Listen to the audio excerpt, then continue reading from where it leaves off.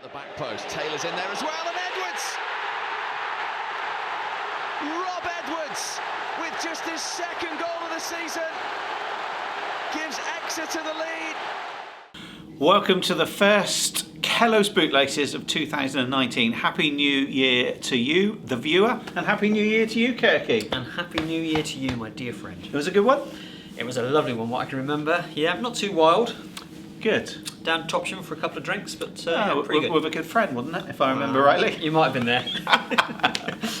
Well, it's been a cracking Christmas because, of course, last time we did Kellow's, we were on a bit of a bad run, weren't we? But we kind of turned that round over the Christmas period, Grimsby aside. But, I mean, Grimsby, mate, what a game that was. It was unbelievable, wasn't it? Yeah. And we always said, didn't we, we try and pick up points, and then just all of a sudden from nowhere we get a win against Crewe, and then of course we get the wins keep coming then, don't they? Jaden with his hat-trick against Oldham.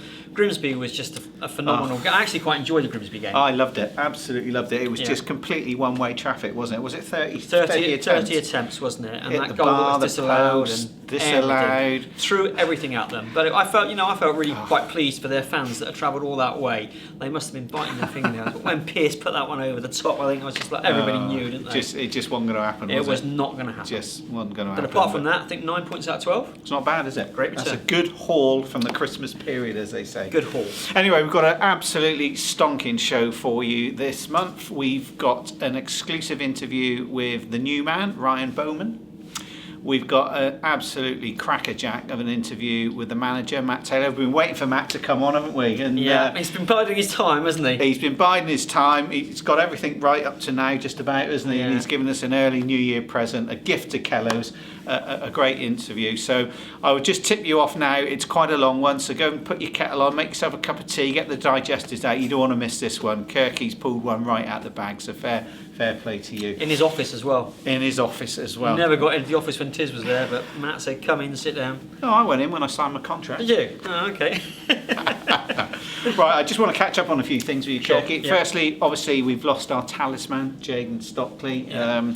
Nothing, of course, the club could do about it. The clause was in the contract. And fair play to Jaden. You know, he's come down here, 2 spells here.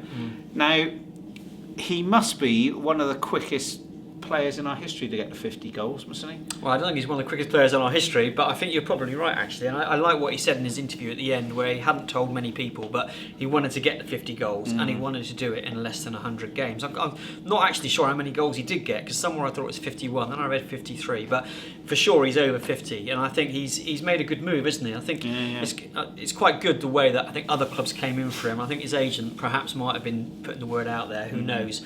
But at least he's not gone up the M4, he's stayed on the M5, M6. Absolutely. I mean, to put it into context, it took Flacky nearly 10 years to get nearly 100 goals, didn't it? Mate, I hope Flacky's not watching this. And to me, I think we'll miss Jaden, obviously, for his goals. Yeah. We'll miss him as well defensively, because I think that's a really underrated part of his game down here. He won so many headers in our own box as well, didn't he? Yeah, no, absolutely. Which was phenomenal when we were defending. And boy, was he ever a player that took a beating during a game as well, when he was so strong, wasn't he? I've said it many times, I think it's the hardest position to play, and I think he quite relished playing up front by himself, didn't he? It's almost like I think he worked better by himself, maybe with someone tucking him behind, than in a conventional 2 up front. But we wish him absolutely all the best. I really like him as a footballer. I really like him as a bloke. Great to have around the football club, and as I say, good luck to him. We probably always ask this, but do you think he'll be back one day?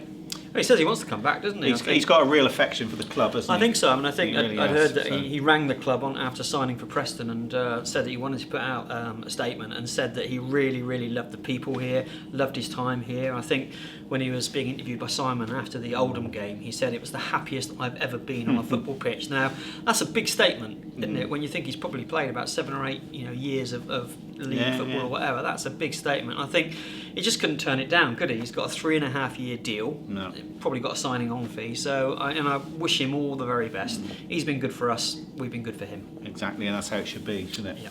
Well, we have replaced him. Yep. With Ryan Bowman, who's come down from Scotland as well. Let's catch up with him first, and we'll talk a little bit about him afterwards. I think you caught up with him out the Cat and Fiddle. Well, a warm Kellow's Bootlaces introduction to my next guest, Ryan Bowman. Welcome, sir, to Exeter City. I'm here, 4 layers and a scarf. You're here with your training top. Oh, a bit chilly. A bit chilly. We're used to that from Scotland, aren't you? Oh, it's been freezing. I think it was -6 the other day up there.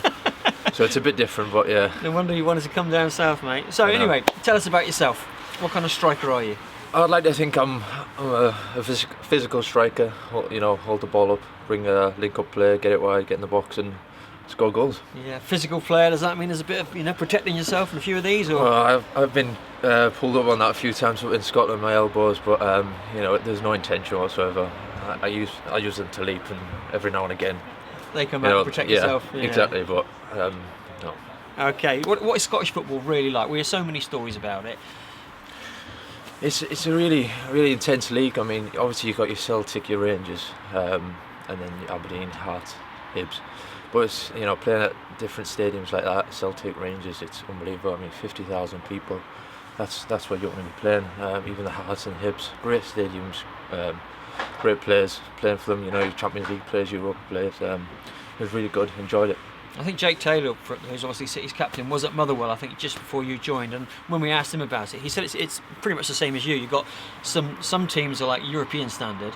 Yeah. The teams down the bottom are more like League Two. Yeah, if you put them in, in English, probably Celtic, Rangers, maybe Premiership sides, Hearts, Hibs, Championships, Aberdeen Championships. Then you got League One, League Two clubs. But I loved it. I loved my time up there. Done really well. Got to 2 cup finals last season. Really enjoyed it.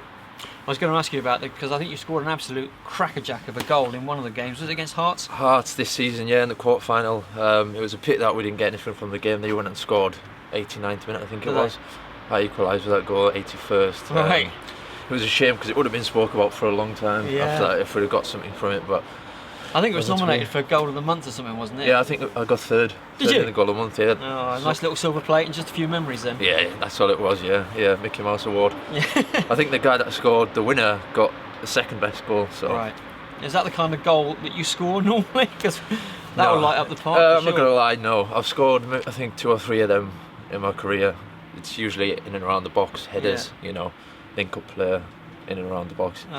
Fair Quick enough. feet, get a shot away. And of course, before you joined Motherwell, you'd done a kind of around the circuit a little bit, if you don't mind me saying. You were at Gateshead, weren't you? And so I think you played for York. I think I've been everywhere, yeah. Not quite journeyman, though. I started off at Carlisle United with Eric Kinder, funnily enough. Signed a 1-year deal, a professional deal with Carlisle. Didn't work out, went to Darlington in the conference. In the season there, got 19 goals. Got moved to Hereford, got 19 goals there. Was there for a season before I moved to York. Got 9 there. And then again, just on a season, went to Torquay down the road. Don't know if I should mention that. Well, I know Torquay aren't really our rivals. You need to know that Argyle are our rivals. So we don't talk about that. I've heard about that. Yeah. Torquay were alright, and of course Ricey was there, wasn't he? He was Ricey, a bit of a character. He was a great character. Was he messaged me the day actually when it came out about a sign for Exeter. Good lad Ricey, got on well with him. So you got some connections down here?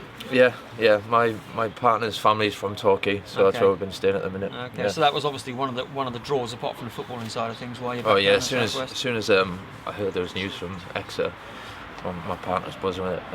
Obviously, all our friends and family down here. Yeah. But I spoke to the manager on numerous occasions, and he sold the club really well. Yeah. He's got high expectations for the club, and hopefully me coming in, hopefully I can push towards them. And that'd be great. And of course, I remember you played against Exeter, I think for York, didn't you? You might not remember, I remember it. You beat us 2-1 up in the north. I don't remember that. It was always really cold going to north. And of course, Elliot Frear's at Motherwell as well, another City connection there. Yeah, I played against him before he joined for Motherwell. He was always, a great, really good player, direct, and he's obviously got to Motherwell. Yeah. Really got on with him well. He messaged me the other day. I think he's down south at the minute 'cause his family are from Exeter as well. I like playing with Elliot. You know what you're going to get with him. Get in the box, cross the box, hit the byline. Yeah, good delivery. Yeah. Well, hopefully you got that with great goals. Well. Yeah. Knocks a great ball in. When a player, I think it's quite interesting when you've got the deal done early in January, which is great for you and great for the club. How much due diligence does a player do? Because it's a massive thing, isn't it? It's not like you're making a decision to move Ash down the road. Yeah. You said there's a few clubs in for you. There was, yeah. I first heard about another League 2 club in for me in December, just interest, nothing concrete, and then Exeter. As I said, the manager called me up. Just wanted to know what my thoughts were, what I'm doing, what my plans were at Motherwell. I was in and out of the team at Motherwell, so I thought it was best for a change. Come down here, and first impressions were really good. I met the lads today, first training session. made them feel really welcome. Can't wait to get started. First impressions are good? Yeah, very good. Yeah, I've just said 4 or 5 pitches, 3D pitch. Facilities are really good. Boys are brilliant. Made me feel welcome straight away. So good. Good music, is there? Is it all right? Very good music from the kit woman. I think it was Is it? coming from. Yeah, very good. Yeah. Good stuff. Ryan, I'm absolutely delighted you joined us. We wish you Appreciate that. very, very well. Thank you. Good luck. Appreciate that. Thanks a lot. So am I your next guest, Kirky? Well, I sound a bit like Michael Parkinson there, don't I? I don't know what came over me, mate. Yeah, you do interviews much better than me. No. I'm surprised. He looked a bit cold, but he's come from Scotland. He must be used to cold weather, mustn't I he? thought he was there shaking a little bit and shivering, but I think, being up in Scotland, he'd be used to it, like you say. But I think he just come straight out of training, so he'd gone from cold to hot and back to cold again. But it's interesting that I'm not sure he is a like-for-like replacement, but he'll certainly be able to hold the ball up top by himself. And he talks about the physical aspect of his game, isn't he? Which is what you need if you're going to do that. Yeah, if you're going to be that holding player, and I don't think anyone's ever particularly a like for like, because players have got different attributes and different skills, haven't they? But he's certainly going to fit into that role, and if he's big and strong like Jaden, then that's what we need. That's what Matt said when we signed him, wasn't it? That with Jaden we lose a bit of physicality at the top end of the pitch, but maybe we'll get more legs. Cool. Right, I hope you've got your tea bag out of your mug. I hope you've got your favourite biscuits, because now it's time for a Kellow's exclusive. Graham Kirk caught up with manager Matt Taylor. Matt, thanks for your time. No problem. Really great to catch up with you. We've been trying to nail you down for a few months. You've been a busy guy now. Before we sort of talk about you as a manager, what I'd like to do is indulge ourselves for a minute, take you back down memory lane. I think 12 years ago we'd signed you. You play away at Accrington and you score on your debut. I mean, Altrincham, 4-1. Yeah. Good start, 4-1. What a day that was. And I think for those guys that are now 18, 20 years old on the big bank, they probably won't remember you as I would describe you as a proper centre half, brave centre half, put his body on the line and chipped in with a few goals as well. Is that fair? That's probably a fair assessment. Yeah. Look, I was lucky to come to Exeter at a good time in terms of we were in a conference, so it wasn't too big a step for my development, and we got promoted in my first season, and that coincided with a good season personally, and a few, like you say, a few goals going in, and the final at Wembley was a great way to get promoted, and then we bounced straight through League Two. So I had 4 really good years at Exeter. I give it everything I possibly could, and I think the fans sort of appreciated the way I played. Like you say, I was a no-nonsense defender, no frills, not too much ability, but a lot of heart, and you grow as a player, and in your stature as well. You really nail down that centre half position. But it's a special club. I found that out when I first signed for the club, and the following 4 years, and then coming back to the club as well as in the role of a coach. It is a special club, unique in many ways. But any player who's played here starts to understand that, and the same goes for coaches and managers.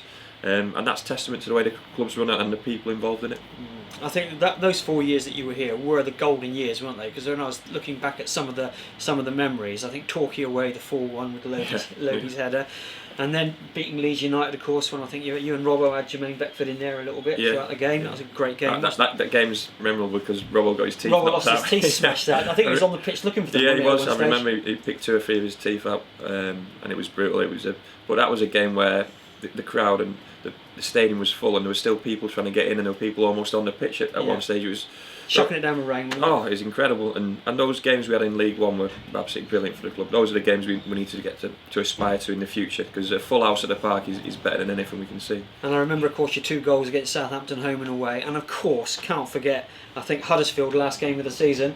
Yeah. I think there was a bit of a blouse up somehow between you and Jones. I'm not quite sure where playing was. Nobody was finger pointing, but you went up the other end and smacked one in the other end as well. Yeah. What a day! And of course, I think Sheffield Wednesday away. That's my last memory of you as a player. I think Sheffield Wednesday away. I think you came on a minute before Tiz did. Yeah. And Tiz told me that when we conceded a corner, you told him to go and mock Gary Medine, and he said he tried to stand on his boots because he was a big old boy. But what a great day that was! Yeah, I mean, it's going to sound. I can't quite remember much of it because my last action for Exeter was a headed clearance, and their goalkeeper came up for a corner and headed me. Right. Okay. And he was in quite bad. He got stretched off, but I was concussed. I carried on because there was only a few minutes left. But I had a cut, and that was just part and parcel of that group at the time. And that was the day when Troy scored an outstanding goal. I think he's still running, isn't he? And we're still trying to catch him. But times like that, they live long in the memory. But it's important we don't rest on those memories. We look forward and we look at the current group, and obviously we'll discuss what's going on at the moment in terms of Jaden and so on and so forth. But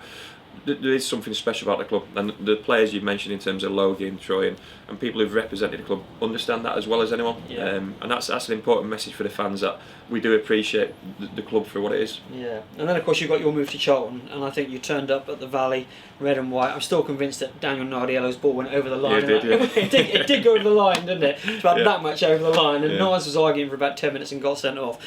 And then you kind of, I think a couple of clubs after that, Bradford, Newport, Cheltenham. When did your interest in coaching develop? It probably came on after Charlton. I went to Bradford, I had a really bad foot injury, and I knew, the surgeon said to me that you'll do well to play the next couple of seasons. I knew then that what my future was going to hold. I'd already done a degree before getting signed by Exeter, so the educational route was always something I wanted to go down, and the coaching side of it. So, when I was leaving Bradford, going to Cheltenham, it's something I looked long and hard at, and I looked at my best avenue to do that, and the qualifications and the experience was going to be absolutely key. I tried to drag out as much as I could in terms of my body, but it gave up at 33, 34, which is relatively young for a defender, but I had no pace to start with, and when after the injuries gone, I couldn't even jump as well, so my main attribute was heading the ball. So I knew what to prepare for. I needed the best way to do it, and I was still lucky in the way I got a role at Hartbury College, which was a fantastic learning curve for myself, because it's as close to full-time football as it can be, despite still being in an educational environment. And then the call came from Paul. Obviously Danny Butterfield left the club to go to Southampton, and they were almost a coach short at that time, and we were really struggling at that time as well. So I came into a sort of a strange situation where I came into a club at the bottom of the table, but within months we were towards the top end of the table. It was incredible. The players who were injured came back to fitness, and the form came back, and we had a really good team that year. One of the strongest teams that I've seen at this level, and disappointing not to get promoted. And with the quality we had there, the likes of Watkins and a young Ampadu, there were some seriously good players there. And then the following season, another trip to Wembley as well. But all this time I've been learning and learning off the best in terms of Paul and Steve and Andy Tilson. And I'm lucky I get to work with the group of staff I get to work with at the moment. But it just emphasises what happens in football, where you're so close, and then the summer comes, and then there's huge changes at the club which no one predicts and nobody's ready for, but you've got to get on with it. Well, I was going to ask you, because there's a massive difference between coaching, and you could have, I'll not say rested on your laurels because you've always driven yourself, but there's a huge difference between a coach and learning your trade and all of a sudden deciding, actually, do you know what, I want to be a manager? Yeah. Even when I played, I knew I wanted to be a manager at some stage, but a lot of players want to become managers and they just say it and don't do anything about it. The route into it is through coaching. You've got to get as much experience around the good people as much as you possibly can. And as much as I was a coach here, I was trying to take the 23s and the reserve team as seriously as I possibly could, and treat that as my own team. So it gives you an idea of what to expect when a big job comes available. It still doesn't prepare you for what the actual role and the responsibilities and the pressure and what you do on a daily basis. Nothing can prepare you for that. You do as many awards and qualifications as you possibly can, but until you've sat in the manager's seat, and everyone always says it, but you don't quite realise it until you sat there. There must be so many decisions on a daily basis. There is, and there's the ones you can't predict. Every day you come in and you've got an idea of the structure of the day, but players, press, the way the club works, there's always something comes up which you don't quite expect, and you've got to deal with those issues, and you're the go-to man, you're the one who makes the decision, so the responsibility is yours, but it's a good responsibility. It's one you've got to thrive on and look forward to, and you can't shy away from any decisions, and the big decisions are the ones which ultimately I'll get judged on. In terms of your career path, were you keeping your eye out for jobs, or was this the job that you kind of had in mind? No, because I was trying to get as much experience as I possibly could. I had 2 years on full-time coaching. A year and a half of that was with Exeter, so I was trying to gain as much experience as I possibly could. I was lucky in the environment I was working with and at the club, and we were having relative success as well. So you always, I never looked too far ahead in terms of football, but I knew I wanted to be a manager one day. No one could envisage how quickly that would come around. Tell me about it. But when it did, it's not a job you aren't going to turn down, especially with the affiliation I've got with the club. And when you decided you wanted it, it all happened so quickly. I think it was the Friday after Wembley, wasn't it? I think you said on radio. We were on our knees after that. For second year running, getting beaten at Wembley. it's absolutely brutal. It's a great place to win, but a terrible place to lose. So the few days which followed that were strange, because we didn't really know what was coming next, and then even right until the last minute, the finalisation of Paul's contract with the board and with the club, and then all of a sudden the job's available and you get invited for an interview, or not so much an interview, a meeting with the board, and you put forward what would be your plans going forward, but you still can't envisage what's going to come in terms of players in, players out, and the way the season goes. And you just got to rely on the trust in the people at the club. The stability is key. 12 years is a long time for anyone to be at the club. And you see it so often that when a manager leaves after such a long period, then the club drops straight away. So we targeted the start of the season. We knew we needed a good pre-season and a good start to the season, just to settle everyone down a little bit. And then you're getting a flow and a rhythm of a normal League Two season, which is absolutely physically demanding, and it's hard enough for the players, let alone the staff. And I feel we've done relatively well in stabilising the club. Like I say, it's such a big departure in terms of Paul and Steve and the rest of the staff leaving. That was a huge spots to fill. But with not too many changes, we tried to keep a lot of the training the same, which is testament to the previous staff as well, and kept the players as focused as we possibly could. And that's credit to players as well. There's a big change. A lot of those players had only played for Paul, so a new manager for themselves. We were as positive as we possibly could be, and we feel we're doing okay. We're in a decent position in the league, keeping close enough to it. Obviously, we'll discuss what's happened in this transfer window already, which will affect us hugely. But that is the club. We spoke before about how the club's unique. We need to sell players to almost not to survive, but to keep the club running the way it is. June the 1st, I think you're 220 days into the job or something. Has it been as you imagined? No. It's the highs and the lows. We try and keep a level head, but privately the highs and the lows are what not takes it cold, but really it can affect you. Certainly as a young manager, so you're learning to cope with those pressures. And like we spoke about, the things you can't quite predict. It's great when you can see issues arising and nip them in the bud before they happen. But the ones you can't predict, and then the injuries as well. You lose some of your key players. I started off with almost a vision of how I wanted my team to play, and I think a lot of people saw that towards the start of the season. And we were running all over teams and passing teams to death and scoring goals, and we looked a really good team. And then a couple of injuries and a bit of form, and then that changes straight away. So you've got to adapt, you've got to be versatile. But I've got an idea of what it takes to be successful in lower league football, and we're not a million miles away. But in terms of from a manager's point of view, you need a few transfer windows to get your own players in place. But like I say, I can't put any fault towards the players. I'm really proud of what they've done this season. So you should be. In terms of one of the things I think I get a lot of comments about is your honesty in post-match interviews, and is that the media side of it? Is almost too honest. Well, I always think with you wouldn't say anything that you wouldn't say to players' faces, would you? And that's the golden rule, isn't it? Definitely, and you've got to be honest. I mean, a lot of managers and pundits, they talk a good game, but they stay away from actually saying it how it is. The fans can see what's happened of course. On a Saturday. So you've got to be honest in any interview. And like you say, I am honest with the players. Hopefully they appreciate that, and they can be honest with me as well. It goes both ways. But there's improvements to be made. How quickly those improvements were made is yet to be seen. But we know where we want to get to. And League Two football, as physically demanding as I said, it is brutal.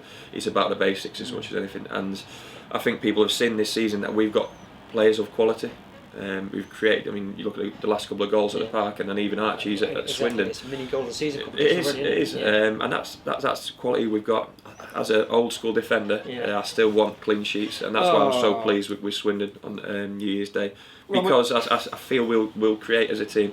Look, the dynamic of the team will continue to change. Obviously, Jaden's going to be a big miss, and we've got to look at how we address that situation.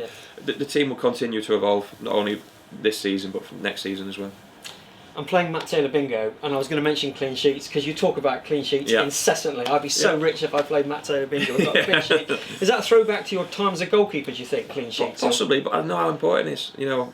If I didn't have the attacking players we spoke about, then it wouldn't frustrate me as much. But too often this season we've given ourselves a mountain to climb in terms of the goals we conceded, and we've still managed to do relatively well off the back of it. We can make life a lot easier for ourselves, but it's not as easy as me just saying that. Every opposition comes or we played them and they're trying to score, they're trying to break it down, and they probably got an idea of our weaknesses as well. So like I say, it's areas I'm trying to address. We've got a fantastic goalkeeper and young players in certain places, and experienced bodies and bodies which are almost not failing the players, but you know, we've got Dean Moxon, Craig Woodman, who've played so many games. To ask them to play every minute of every game is difficult. They've played a lot of football. They've played a lot of football. So that's why I need to improve the squad and get cover in the right areas. But like we've spoken in the past, League 2 football is very much about having a physical presence through the span of your team and in the middle of the pitch. Jaden was part of that. Part of that in terms of defending set pieces and defending our boxes as well as in the opposition box. So that'll be a big miss. But we are trying with our recruitment to get the right bodies in. In terms of your defenders, do you think there's maybe a little bit of extra pressure on the defenders because of the way you used to defend? I mean, I can never remember you letting a ball bounce or not attacking a ball as a header. Are you looking? But those defenders they're not as common as they used to be. They're not, are they? No, they're not. They're more. It might be the way the academy football goes, or the way they see football played on TV. You know, I see it a little bit in Dara. I really do. He's attacking the ball. The ball. Yeah. Your first contact is absolutely key, and the ball's in the air a lot more than it's on the floor in terms of League 2. So if you can head the ball, that is a huge attribute. And if you can head it back with a little bit of interest, where it takes out the midfield and goes back into their back line, then the whole team can take their position in on the pitch off the back of that. So you get an element of control in your game off that. I might have been overcritical at times because I was a centre half by trade, and that was my sort of game. So when I see my defenders maybe not winning the first contact as clean as what I'd like, then I might criticise them too much, and that's something I've got to acknowledge as a coach and a manager. But I know that if we get that right, the strides we make will be absolutely huge. Yeah, absolutely. I mean, it would have been, I guess, easy in a way to pull Dara out of the team against Swindon because of what happened against Grimsby, but you stuck with him and he put in a proper centre-half performance. Definitely. And we speak about the young players, and it's not just Dara, it's actually the whole group of young players. They're going to learn from their mistakes. You know, as much as we can train them and play under 23s and reserve team football, these guys are going to learn. Archie Collins is learning all the time. Every game he gets better and better because you learn from those mistakes you make. And unfortunately, Dara's was a mistake which culminated in a penalty and the 2-1 victory for Grimsby. But if it means he can keep clean sheets on the back of that, because he'll be better for it. And we've got to stick with Dara. Despite him not being our player, like I say, he's one who wants to go and attack the ball, and he's got a character about him which is a never say die attitude, and I'm sure the fans like myself can really relate to that. Yeah. You talked about Archie. I mean, how proud do you feel as a bloke or as a coach or whatever when he pings one in like that? It's incredible. It really is. And Dan Green mentioned it this morning. It was a touching moment seeing him hug his mum and dad down with the fans at the end of the game, because they've sacrificed a lot, taking him to training 2-3 times a week for the last God knows how many years, and he's got 2 younger brothers in the academy as well. So if there's ever a family which epitomises what Exeter City is all about, then it's a Collins family. It really is. And that goal, to go 2-0 up at Swindon, which I love playing at Swindon because it's such a good stadium. Great, it is proper. History, exactly that. Hoddle, Ideales. He's got the lot, and we always seem to play pretty well at Swindon, and it just suits us a pitch. And I thought the whole group were excellent on New Year's Day, and that goal really topped it off. And Archie is a young player who's learning the game. That was a run of 5 games where he's played every minute of every game, and that's a big ask for a young lad, certainly in the middle of the park. So we've got to look after him as much as we can. I'm delighted to say that he has signed a new contract with the club, a long-term contract with the club. Is that Kellow's exclusive? Could be. Well, that's going to go out on the weekend, so. Next week. So it won't be Kellow's exclusive, right? Okay. That's the way we work as a club. You know yourself, and we did it the day before New Year's Day, so New Year's Eve. So we couldn't see what was going to happen in terms of inventing one in from 25 yards. Back to you, isn't it? He'll start getting attention. Yeah. He really will. And we talk about Jaden Stockley, Jordan Story, and Ollie Watkins, Dave Wheeler.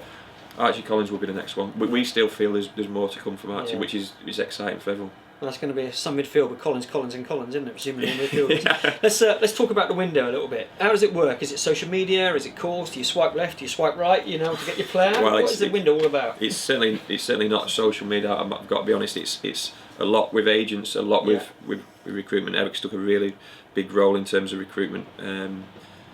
And it is all about contacts, networking, and finding what players are available, what players could be available. Would there be interest? Would the selling club or the loan club be interested in players coming here? What I will say is that we've got a good reputation for permanent signings and for loan players coming to the club. we develop our players and try and improve them the best we possibly can, and we'll continue to do that with whoever we get through that door.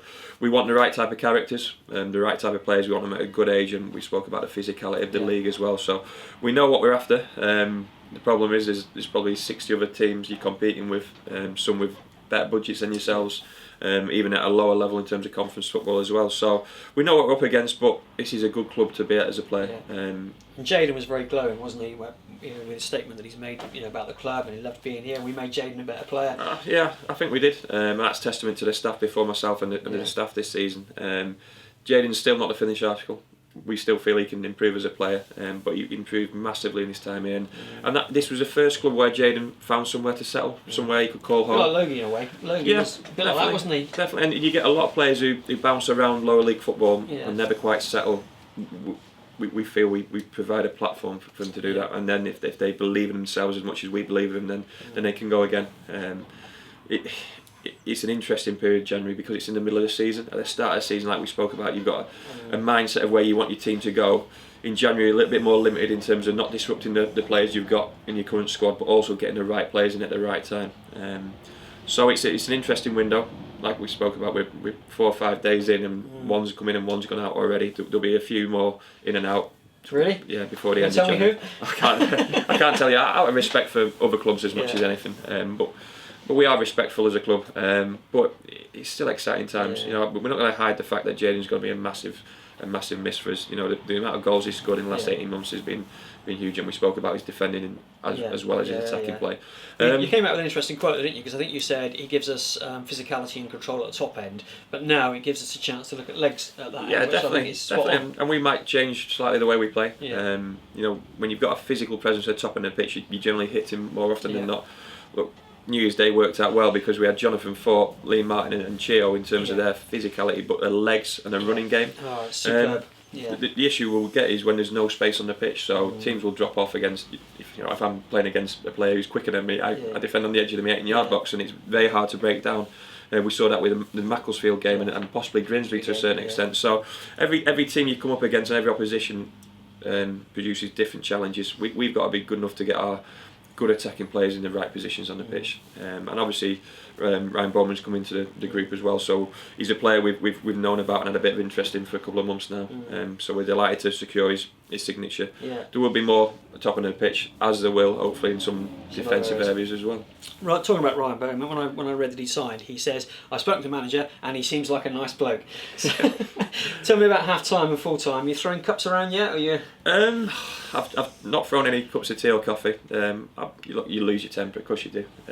But it's only down to frustration in knowing what the group are capable of. Opposition plays a huge part, and always the circumstances of the game plays a part. And players make mistakes. If players didn't make mistakes, they would not be at League 2 level. So that's part and parcel. We've just got to learn from those mistakes and set the team up in a certain way to negate our weaknesses as best we possibly can. But is he like for like? I wouldn't say he's like for like. In terms of the pressure to replace Jaden Stockley, no one can replace Jaden Stockley. That's why we sold him to a championship club, because he was a player with unbelievable attributes at this level. Ryan Bowman will hold the ball up for us. He'll compete. He's probably more mobile than Jaden is. But it means that we can still play the same way if we need to, with one up top. Yeah, definitely. But we've got the likes of Jonathan Fort and Lee Martin, and hopefully Hiram to come back in the fold, plus Tristan Abrams and Matt J as well. So we've got options at the top end of the pitch, but you need some sort of physicality in your team.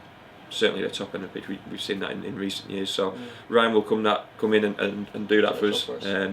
But he's got to fight for his place to start with, because obviously we had a good result New Year's Day, and he's here for the long term as well. It's not just for the rest of this season.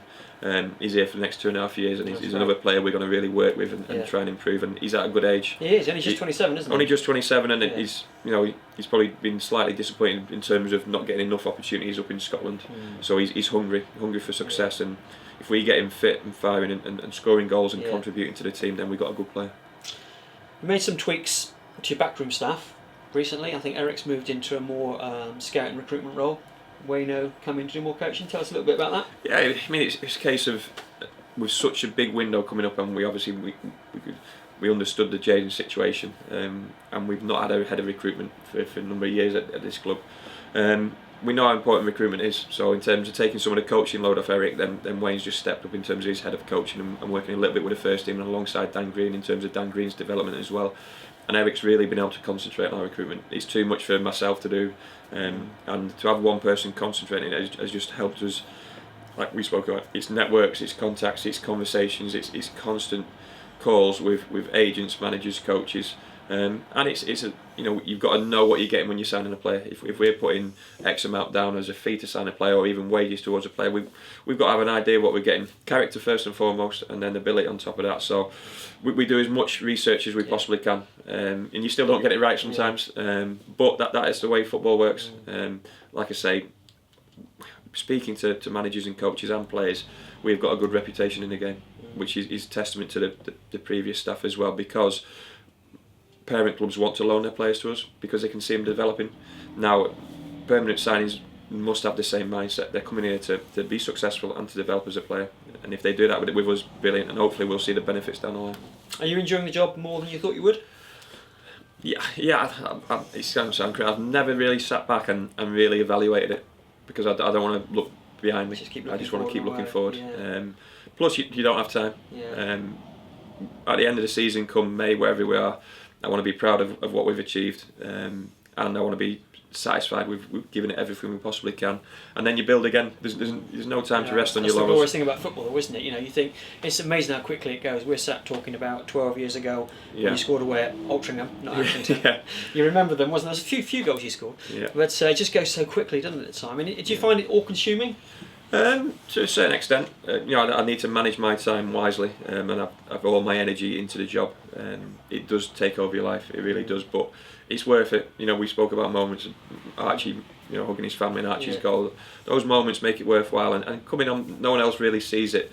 Seeing the lads train on a daily basis, that's the enjoyment factor, and the results hopefully go your way at the weekend, and the fans play a huge part in that. But I'm immensely proud to be in this role. I really am, and I'm proud of what we've got in terms of the staff and the players at the club. And I'm always looking forward to the future and looking for improvements. I'm never going to stand still in any way. I want this club to keep on improving, and it has done in terms of the stadium, the training ground, and the facilities. We've got to keep aiming to do the same on the pitch.